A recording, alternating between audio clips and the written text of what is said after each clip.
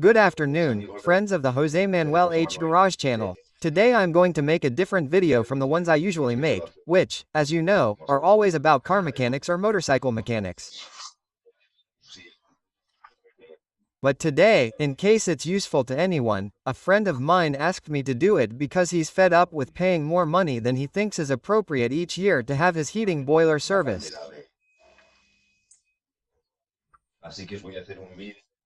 So I'm going to make a video about the annual maintenance that should be done to an oil boiler for heating in a single-family home. In my case, this boiler is from the Ferroli brand, but in principle, what we're going to do is the usual thing for almost any brand. What should be done annually is to change the injector, which is this one here, okay. In other words, it's not enough to clean it, but given its price, they recommend changing it. Normally, or at least here in the area where I live, they usually charge €100 for this maintenance operation. It usually takes them between half an hour and an hour to do it, plus €100 for materials. And they usually charge a lot more for materials than they cost, because we usually don't know about these types of things. We think they're expensive and we can end up paying more than we should. This brand new injector cost me €7 specifically. And the other thing that needs changing is the fuel filter, which in my case is the fuel filter. Here, as you can see, I have the boiler, here I have the 1000L fuel tank, and here I have the fuel filter. Well, that's another thing that needs changing, okay? The fuel filter and the injector. Fuel filter. Right now I can't remember because I have one here. I don't remember how much it cost me last year, but I think it's around €4 or €5 and the injector is €7. So in terms of annual parts it really comes to around €10 or €12. And the work, there are two ways to do maintenance. One is by cleaning the soot from the chimney, which would be the long way and they don't usually do that. Well, for me, cleaning the soot from the chimney would never cost €100. And the quickest and most basic way is simply replacing the injector, which is what usually gets clogged, and replacing the diesel filter. I'm going to do the maintenance right now because I'm very busy with other things, and this morning the boiler stopped working properly. It would turn on, turn off, turn on, turn off, turn on, turn off. And that, in my case at least, is a sign that the injector has become blocked due to excess dirt. It's advisable to clean it, change it once a year and clean the injector, I think once every 6 months. In my case, if I cleaned the injector once every 6 months, this would never happen to me. The thing is that this time I forgot because I was very busy, and this operation of cleaning the injector doesn't take more than 20 minutes or so. Okay, so, I'm going to do the long maintenance, okay? Which is replacing the injector, which by the way, you can see what it would be like when it had to be cleaned every 6 months, okay. Which is cleaning it instead of replacing it, that's it. Replacing the diesel filter and cleaning the soot from the chimney, which is the most cumbersome, dirtiest part. Put on gloves, put on the oldest clothes you have because everything gets dirty, and that way I can take advantage and clean all the soot that accumulates here. This hasn't been cleaned since last year, okay? And soot accumulates there, and soot accumulates here in this part of the chimney. So, we have to untighten this clamp, clean the soot that is deposited here, and that's it. Okay, those are the 4 things we are going to do. Well, the first thing to do is remove the front panel that is usually fitted. Okay.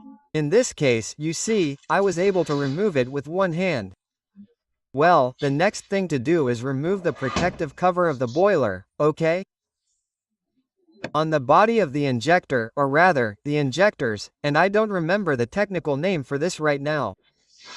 Okay, in my case I have it half removed, but let's say, it's with these 2 screws. Right now I don't have them on because the other day I removed it and then I didn't put it back on and I left it superimposed. You remove these 2 screws here and you can remove the boiler cover, okay? And here we would see what the injector body is, okay? Here the injector goes inside and this here is the pump. Another day I will make a video on how to replace the pump, because back in the day, I don't know for what reason, My pump broke down after 6 years of having the boiler and this little device that you see there to my right, which is the one that sucks up the diesel. I don't remember its name now. I got really scared of that device because I thought it was going to ruin me and I thought it would cost around 15 euros to replace it, very easy. And I asked for a quote and they charged me, I don't know if 200 euros, outrageous, right? 400 euros was to remove and fix the subtraction device and to fix the pump. The pump cost me 40 euros, let me remind you. The suction device cost me around 12 euros and I had to buy this device. A little while ago, it's a pressure gauge so I could then properly calibrate the pump, which cost me, I don't know if it was 8 euros or 10 euros, and that's it. I replaced the pump and it's been working for 3 years without any problems. It took me a little while to adjust everything, to calibrate it because I didn't know how to do it and I had to learn a little bit, but that's it. Well, let's get to the point, I'm starting to ramble. The first thing we're going to do is, remove the injector body, okay? We're going to remove the injector body and then we're going to access this upper part of the chimney to use a small brush to clean all the soot from this upper part of the chimney and then use a vacuum cleaner to suck up all the soot that will fall down here into the body of the boiler. Well, no, I think that's what I said wrong because I forgot how I cleaned the boiler's hole last time. Let's forget about the injector maintenance part, that's the last thing we're going to do. So now what we're going to do is clean the soot from the chimney. For that and to have access to the chimney, what we have to do in this boiler, at least, is remove the entire body, okay? And to remove it all, we just have to remove these 4 screws, the one here, the one here, the one there. Let's see, you can't see it. Let's see, excuse me. This one here and the one on the other side. Okay, those 4. And we remove this entire body of the boiler. I'm going to remove it, the 4 and then I'll bring it, okay. Okay, well, as you can see, I've removed the 4 nuts and now all we have to do is pull it a little, you see? And now it moves and comes out. Well, you have to remember to remove the washers, which I haven't removed. I'm also going to remove the washers. Well, I'll remove everything and continue. Well, as you can see, all I did was grab it by both sides, pull it out a little bit, and when the macaroni came out of the duct, I left it on the floor, and we'll explain that later and take care of that. Now what we're going to see is the body of the boiler, okay. So here we have access to the body of the boiler, so that when we remove this upper part, the upper part is where a lot of soot accumulates. It can fall down there, to this lower part of the boiler and be able to collect it properly, either vacuum it, or if I see clearly that I can't vacuum it, because when you vacuum it, the problem is, either you have a vacuum cleaner dedicated to it, which is not my case, or else later on to clean the vacuum cleaner of soot you spend months with it always coming out all black. So if I can avoid vacuuming it and just pick it up with a brush or something, great. Okay, the next step is to remove the top cover of the boiler, which is done with this little screw here on the right and the other one on the left that looks awful, but it's the one there. With those 2 screws, you remove the screw and pull the boiler cover out. I'm going to do it and now we'll see it. As you can see, I've already removed the 2 screws and now all that needs to be done is to pull the cover out. Okay, you see, I've already removed the cover. Here, this part of the cover, you see, has a lot of soot. Okay, this needs to be vacuumed and cleaned. This is how it looks from behind, just like this is how the bottom part that we removed looks from behind, which also has quite a lot of soot that needs to be cleaned. Anything you can clean of soot, the boiler will always thank you, okay? Okay, so now we're going to see how covered it is in soot and it's not too bad compared to the last time. See? This is how the boiler looks. I put on a product, I don't remember what it is right now, that prevents oil from forming, and I'd like to put it back on. But I have to find out what it is because it actually works quite well. The boiler hasn't had the oil cleaned for like 2 years, and look, before that, you couldn't see the pipes for 2 years, it was all black from the oil. So it's not that bad, it's not too bad, very bad, very bad. And I think it was the product I put on it, those white things you can see. I mean this pink thing down there. I have to find out more about what this is like. If anyone watches the video and can tell me, I'd appreciate it. Write it in the comments and I'll be eternally grateful, okay? Because I'll put it on again because it worked very well for me. It's been 2 years since I did it and I didn't write it down and I don't remember. Okay, now what I'm going to do with a little brush is clean all the soot that you see here. Okay, I'm going to clean everything well with a little brush. Normally all boilers, I discovered it 2 years ago. I didn't know. All boilers always come with a brush to clean the soot. Mine is, I don't know if you can see it there. Well, somewhere in the boiler, the right brush to remove the soot always comes from the factory. So right now I'm going to grab this one that's down there. See? This is the little brush that I told you comes from the factory with the boiler itself. Well, this little brush, let's see, wait while I get the light. It goes in all the way. It goes through all the ducts and scrapes until all the soot falls off down here from the body of the boiler. Okay, and from the chimney. Let's go. And when we have removed all the soot from up here, we vacuum it up or collect with a brush as best we can all the soot that has remained below, and that's it.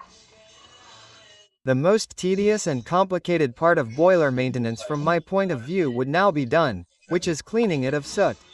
I'm going to see if I can record a little bit of soot cleaning as an example. You see, I thought there was less, but there's more. A lot comes out. It has like a crust there. I don't know if you can see it well or not. Okay, when you brush it, it's like all that crust comes out, okay? It gets all messy, but that's why you have to vacuum it later, okay? You keep going like that, you see? It all falls off everywhere and then you have to exhale it well. Well, I'm going to keep going until I've done it all. I'll scrape it a little later. Look how different it looks. It's pretty much done now. I still have a little more scraping to do, but look, I'm collecting all the soot there, you see, in the chimney area. There I also had to use this wire brush to remove some pieces that were a little embedded. I think it can be done, I'm not 100% sure. I'll say the same thing, if someone who is more experienced and watches this video has something to tell me about it, I would really appreciate it. I don't think there's a problem and that it's compatible, but oh well. So I'm going to keep scraping and then I'll have no choice but to vacuum. So I'm going to see which vacuum cleaner I can find around here. The one I like the least, because as I told you, the vacuum cleaner is horrible. I remember it from the last time I did it. Well, I'll keep scraping a little more and picking up a little bit of soot and we'll continue. Well, after a long while, everything is nice and clean. In the end, I didn't use the vacuum cleaner. I think I left everything nice and clean. This was cleaned with degreaser, and well, that's really why they never do the whole soot cleaning thing. And theoretically they should because it's quite a hassle.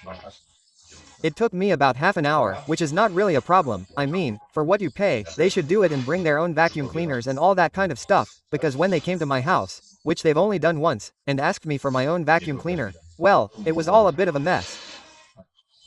So, okay, I'm going to stop complaining now and show you how the soot is now completely clean. So what we're going to do now, very simply, we put the top cover back on with its 2 nuts and the bottom cover with its 4 nuts, okay? The entire body of the injector with the pump and such to do the real maintenance, which is replacing or substituting the injectors or cleaning them, if necessary, of the injector. Let's go. Okay, well, I'll put the covers back on and continue. Placed and clean the top cover. I'm going to place the bottom part. Okay, I've found the product I was telling you about. It's a product that you pour into the chimney to finish cleaning all the soot that is finished by combustion, okay? So, it's a green powder that, when you remove the little cap here, you squeeze it and sprinkle it over here on the chimney so that later, when it starts up with combustion, it cleans all the soot. So I'm going to sprinkle it a little bit and continue. See, I've sprinkled it everywhere. All that green stuff you see is this powder that I sprinkled. It's recommended to do it with a mask and protective glasses, okay? Because it's a little toxic. To be honest, I haven't put them on, but I should have. I did it very carefully. Okay, so let's put everything back together and continue. Okay, so once everything is assembled again. Now let's change the injector, which I'm also following to see how to clean it, if necessary. Okay, well, we have to disconnect several things. First, we're going to disconnect these two tubes here, seeing the order, and then place them properly. Okay. The top one is the one furthest back and the bottom one is the one furthest forward here. So they're removed by pulling upwards, okay? Do you see how I pull upwards and this one here by pulling upwards? I have these two removed now. The next thing we have to remove is the photocell, because I think it's called a photocell. Right now I'm not sure, but anyway, I think it's called a photocell, and it also has to be clean. You clean this one with a rag. It's very important that it's clean because otherwise it can cause problems. You can remove it like this by pulling. You see that it has a little notch here and that little notch goes right there and that little notch there, okay? That is, it has a position. Do you see? This is how it looks here. And now with a rag I'll clean this part up here. I'll clean it all well with a rag. Okay, important. But anyway, once we're going to assemble it, the next thing we have to disassemble is this diesel pipe, okay? So, to do that, all we have to do is loosen this little nut with the wrench. It's loosened counterclockwise and once it's loosened it bursts a little and comes off because what we have to do in the end is take this injector body out here, okay. So I'm going to loosen this little nut here with a wrench or with an adjustable wrench. In this case of the Ferroli boiler it's a 12 fixed one, okay? Just gently, without tightening too hard, in the counterclockwise direction, we're loosening it. Okay? Once we've made the first loosening touch, we can finish loosening it with our hands, okay? And once it's removed, we remove it, okay? Okay, it's removed. Okay, and now all that's left to do to remove this injector body is to loosen this Phillips screw here and this Phillips screw here. We loosen it in such a way that we turn it counterclockwise to unhook it from the support here and there and that way we can remove it. Okay? Once they're loosened, as I was saying, we turn it and we can remove it very carefully, okay?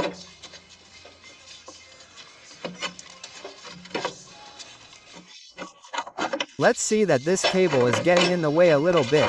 I'm doing it with one hand, it's a little complicated with one hand. Okay, it's removed. And this is the injector body. Why did it stop on me? Look at the amount of crap that's on it. It should be shiny gold and look how it's completely encrusted with everything. So that can be cleaned and works quite well or you can spend €7 and change it every year. It's true that the best thing to do is change it every year and then after 6 months disassemble it, which you can see doesn't take long to disassemble and clean it a little because it collects dirt. Then when you put it back in place, and I'll tell you what's important is the position of these two electrodes with respect to the injector, which has to be 3 to 4 millimeters. Let's see if you can see it.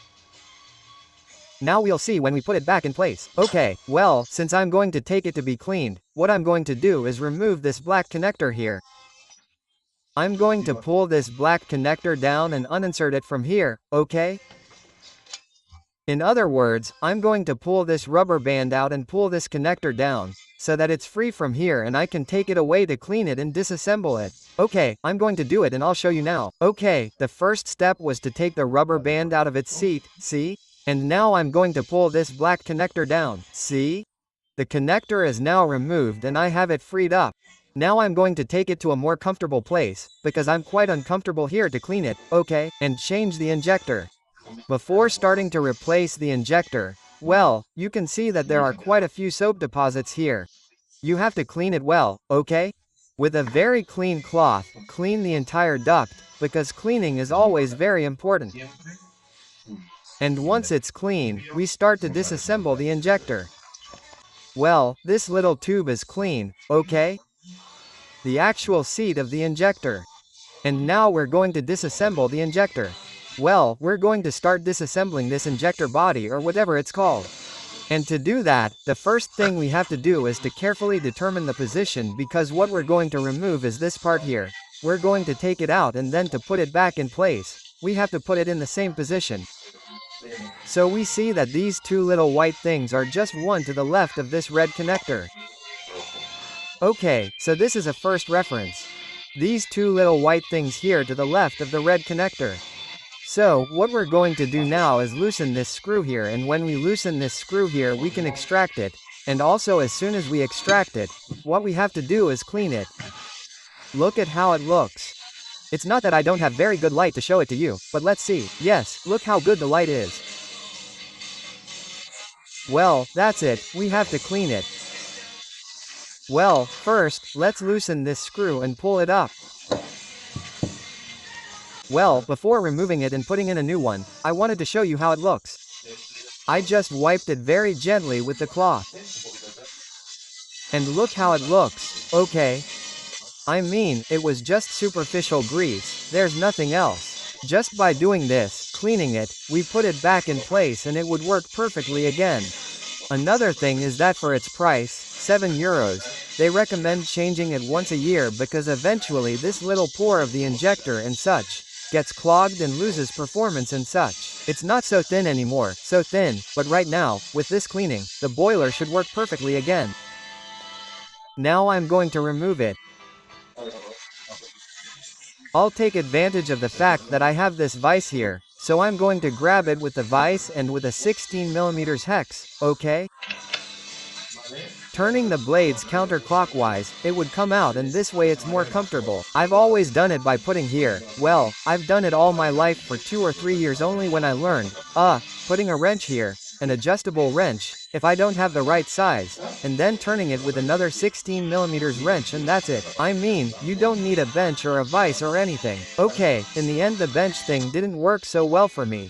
I've resorted to the English method again, and with this other wrench I've already loosened it. Okay, and now let's see. And now nothing, do you see? I'll finish loosening it by hand.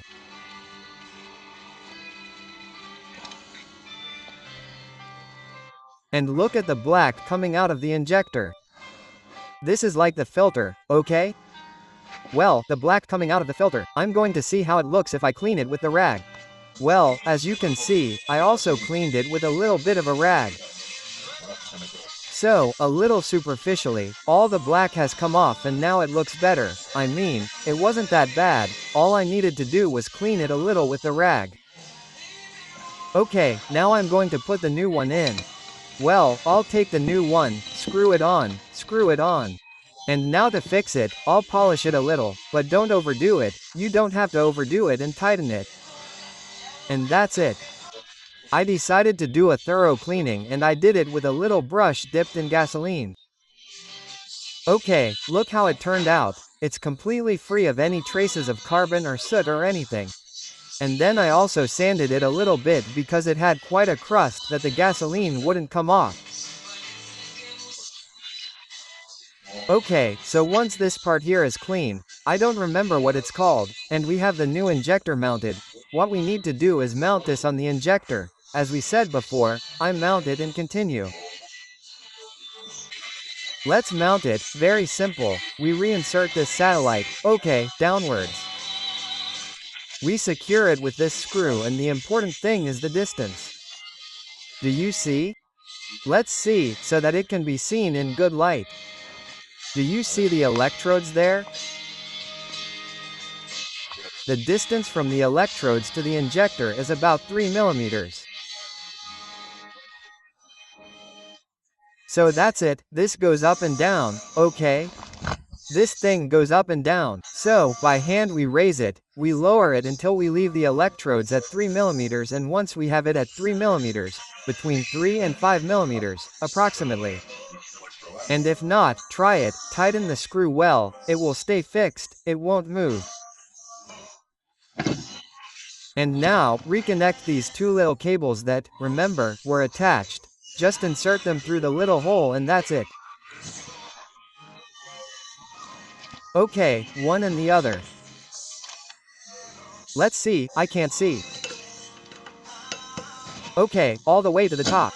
Doing it with one hand, this is a bit complicated, doing it with one hand and tightening it with the other. Okay, it's all up now. Okay, there you have it, we have it ready to put it inside the boiler. The way what we are going to assemble now looks compared to what we took out, which was completely black and carbonized. This is going to work great now. Well, now back in the boiler room, what we have to do is reassemble it exactly the same way we disassembled it. So the first thing we have to do is put the black connector on this red connector and then seat the rubber here in its seat. I'll do it because that does require two hands and we continue. Okay, now we have it assembled and now we put it back in its place just as we took it out, okay? And now, respecting these notches that we had here, we turn it a little and turn it again so that it fits. Let's see. Okay. This, you see, has to stay there.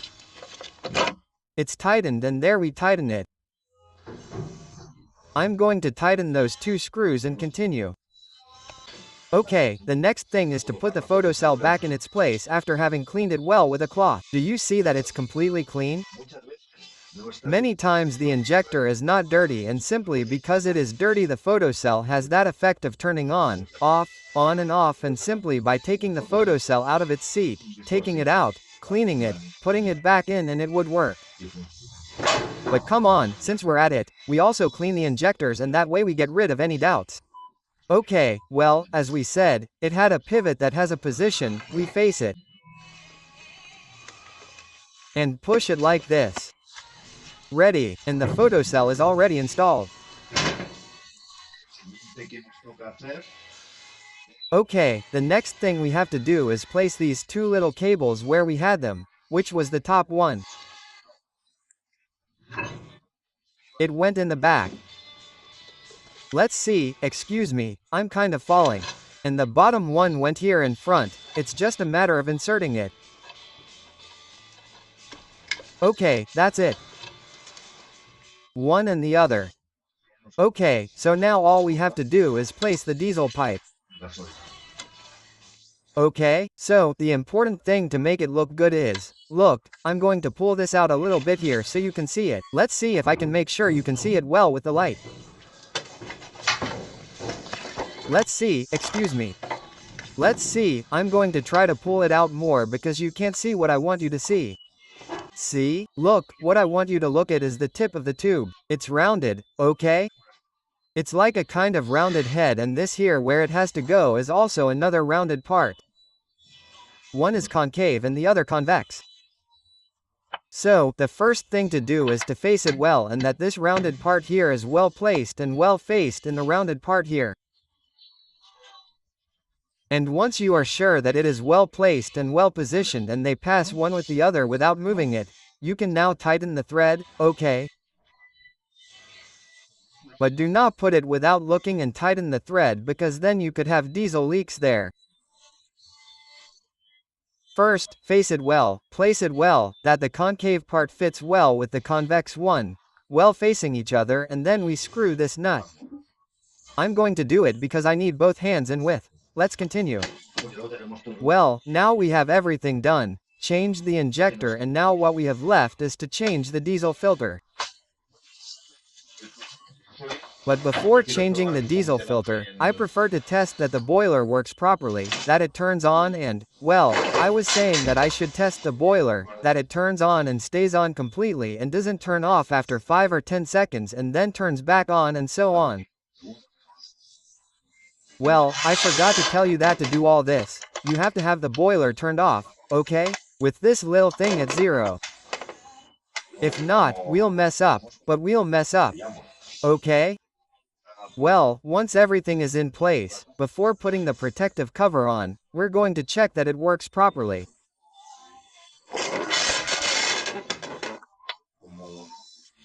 Well, the corrector alters and we have to wait about, I think I remember it was like 50 seconds and one is the 50 seconds that theoretically it should trip.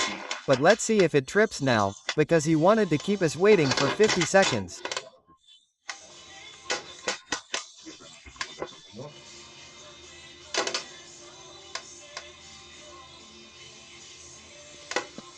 Well, this is a bit boring, huh? I'll cut it, and when it does, I'll record it. Okay, I'm going to skip and start playing. And now it has to jump and light up to see if it's true. Perfect, it's already jumping. You can see the flame here. I'm lost with this little glass here. I'm going to put the glass in, but I'll use the flame and how it sounds. It sounds good, no smoke comes out.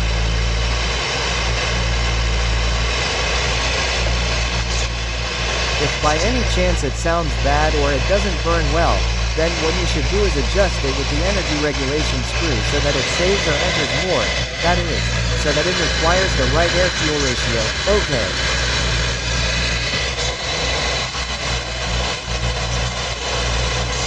The mixture is right. It starts to not be right when you make very strange connections, or now it's not sounding quite right. I'm going to wait and see a little more, and if I don't adjust it, but especially when a lot of smoke comes out, it's badly adjusted. Well, then, the quarry works and doesn't turn off. And everything as it should be. Well, to finish we put the corresponding cover, okay? With the 2 screws that go there, and we also put the outer cover, okay?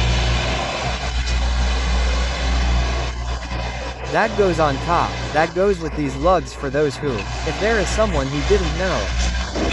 Okay, it's going to put this top and bottom lug, and on this side, no, sorry, it doesn't have a lug at the bottom, it has the 2 lugs at the top, at least in my model. Well, continuing with the things that need to be done for maintenance. This is the back of the boiler, and here we have the chimney, the flue. So, what we have to do is remove all the oil that has accumulated over time here. To do that, make sure it doesn't fall because I run the risk of doing it with one hand.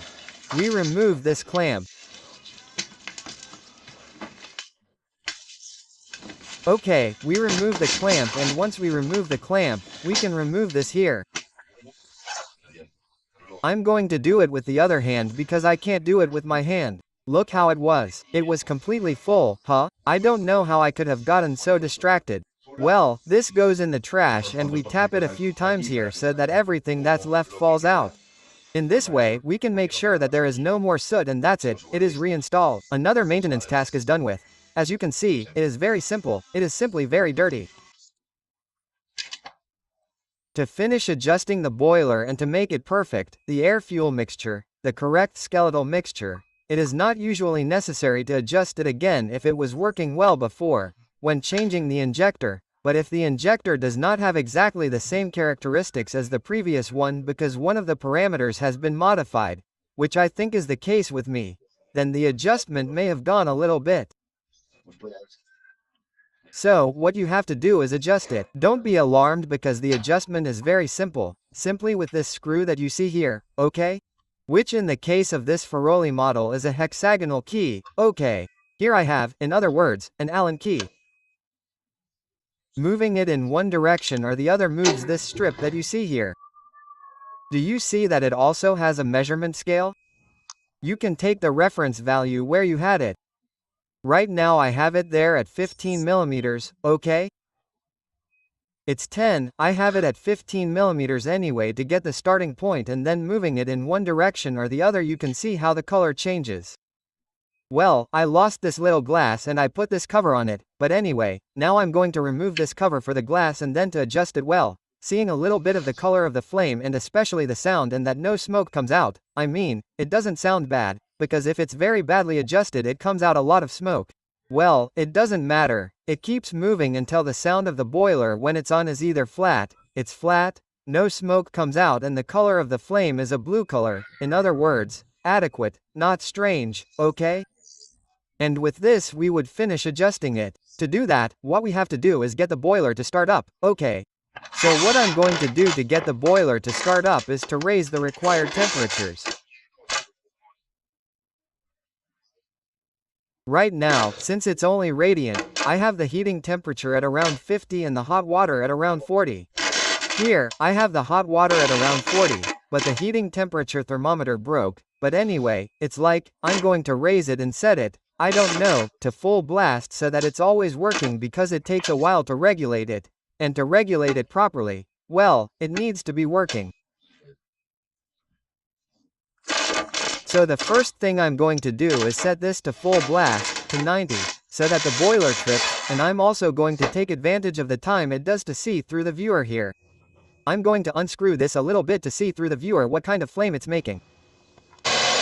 Okay, the boiler is going to trip soon because the two temperature gauges haven't gone all the way up. I've set the heating gauge to full and the hot gauge to full. Okay, and it's tripped. Now it doesn't sound too bad, but it used to sound really bad. I'm going to adjust it a little bit so that you can see it's normal and okay, and I've protected it. I'm moving this one in one direction and the other. I'm going to do it very exaggeratedly, okay? So that you can see the difference a little, and now you see that it sounds louder. I'm tightening it to the clockwise, that is, the scale is changing. Do you see? It looks good. Do you see how it sounds? Do you see? It sounds ugly. At the same time it sounds uglier.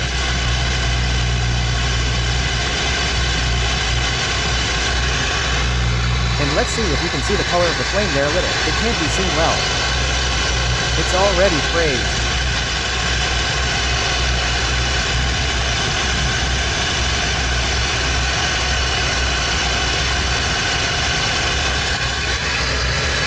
Here it would be at full capacity, and now I'm going to take it too. You can also notice the smell of burning, okay? I mean, you can really notice the symptoms that can be regulated, especially the sound, and smell. Now I'm going to hit the other end to see if we can do it with the guitar. I'm turning.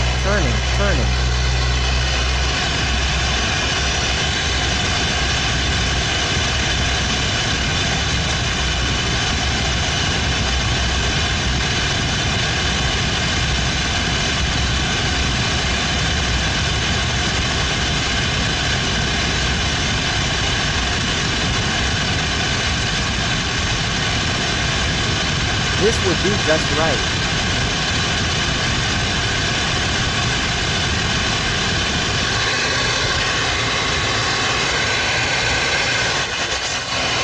Well, we have to regulate it a little until nothing sounds and no smoke comes out anywhere. Okay? Look at this point, right where the noise is the loudest and the flame is the most irregular. Can't you see that the flame is quite irregular? Do you see how it's completely irregular? Well, it's about trying until the flame has a regular flame and doesn't have this vibration that it has, okay? I have to make a clarification. What I told you about moving this screw so that we move forward or backward, the satellite part, this one I don't remember the name of, that moves the injector, it doesn't regulate the amount of air mixture, fuel, air. That's another screw that regulates it. This regulates how the air is distributed or how it is pushed depending on the position of the satellite where the injector and the electrodes are located, okay. And both things must be regulated. This position, which in principle has to be as far away as possible, that is, as far in as possible, must be regulated in principle. And another regulation is that of the air. Now we are going to change the diesel filter. In my case, the diesel filter is on this side of the boiler to perform any operation. Remember, the first thing to do is turn off the boiler, okay? And the second is to be able to act. Now to change the diesel filter, look. And all this is the carbon that I also have to collect, okay? So that the entire process is complete, okay? So, to change the diesel filter, the most logical way is to respect this part up here. Okay, do you see? We respect the top part, we do not move it and simply turn it. Let's see, excuse me for focusing it wrong. Turning it counterclockwise, this part down here, the extra one, which is where the diesel filter is. And we do the same with the old one, screw the new one back on and it would be ready. But for that, what we have to do is close the diesel flow.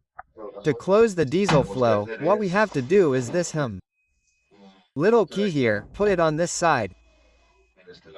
In this way, we are closing the diesel flow, and once we have changed the diesel filter, we put it back up again. Okay? Well, I'm going to turn off the boiler, and to do this process, we're going to put a bucket underneath because of course, we're going to have a diesel flow between taking out the old one and putting in the new one, okay? So that it doesn't all fall to the floor, we put a bucket to recycle this diesel so that we don't waste the operation. Sorry for the light, but right now I can't turn on more light. Look, all I'm doing is unscrewing the old one. Okay, I've put a container there that's going to collect all this part here. Okay, this is the old diesel filter. It doesn't waste that much, does it? It does waste a little bit, but it's not that crazy. Okay, so I'm going to put this old one here and throw it away now. Sorry, I wasn't focusing on this old one here. Okay, and now I'll get the new one. I'm unscrewing the new one.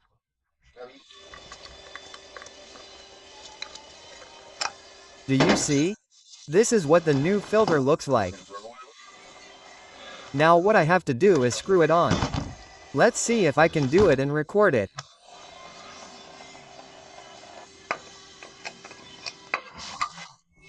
It's just that this little screw goes in through the corresponding thread and screws it on. There's nothing else. Okay, that's it. Wait, I'm going to fix it first and continue recording so I don't bore you. Okay, you see, I've already taken out the O-ring and now we're going to moisten it a little with this leftover fuel, okay? To hydrate it, and the O-ring is hydrated before putting it in place, and now it's placed as I told you, and the process would be finished. Well, now it's fitted properly and now it's just a matter of screwing it in. As you can see, changing the fuel filter is very, very simple. There's no further problem. Okay, if the most annoying thing is cleaning the carbon from the chimney. That doesn't always have to be done. It might have to be done every 2 maintenances, and in the event that the injectors get out of regulation, because like in my case, one that's not exactly the same, it has to be adjusted. But normally when changing the injector it doesn't have to be adjusted again. Then the operation that they usually do is change the injector, which you've seen is quite simple, and change the filter. It doesn't have much more to do than that, a little superficial cleaning. What takes the longest, I repeat, is changing it, cleaning the carbon deposits, and regulating the flame in case it gets out of control, which doesn't have to be. Once this is properly tightened, we put the key back in the vertical position so that fuel can flow, and we throw away this old diesel, and that's it. There's no more to it, do you see? This has already been filled with fuel when it's filled with diesel, and now we have the new filter. Look, I wanted to show you something that I realized happened to me, because I'll try to show it to you and do it quickly, and it's about the O-ring. When I removed the old one, I removed it with this O-ring here, do you see? And the old one, the new one, has the O-ring here. So, right now I would have installed it without the oil. So what I'm going to do is do the same thing I did before. I'm going to untighten it a little bit until I get it out. I put the O-ring on, this O-ring here that I take out, and put it back in. And there you have it. Okay, remember the O-ring. The O-ring is very important because if you don't, you'll have diesel leaks in the filter. Look, I wanted to show you what the previous filter was like. I've already removed the excess diesel, and I wanted to show you that the diesel filter is really useful because this one's been around for a while, and I don't know if you can see it clearly or not, but it's really saturated. I mean, it's full of residue from the diesel. See? It's completely full of granules and such, and it's saturated. That is to say, it is very, very important to change the diesel filter because the moment it becomes saturated, It no longer filters or lets diesel through or anything like that. Well, you see, the new diesel filter has already filled up with diesel, but it took me one more try. Okay, what do I mean by this?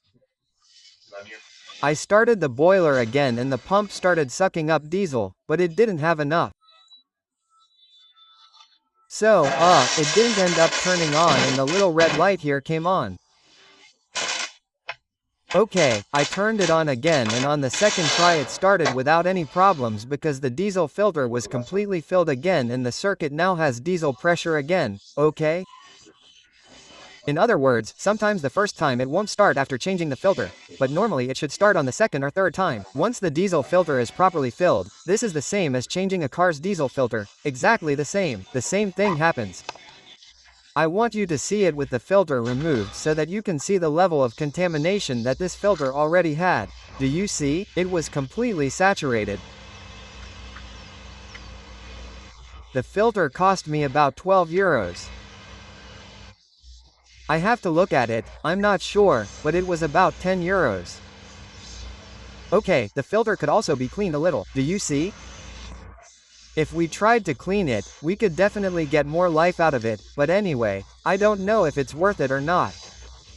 I'm not sure what risks are involved in cleaning the filter. It can probably be cleaned well with solvent and such, with the diesel itself and a small brush inside and out.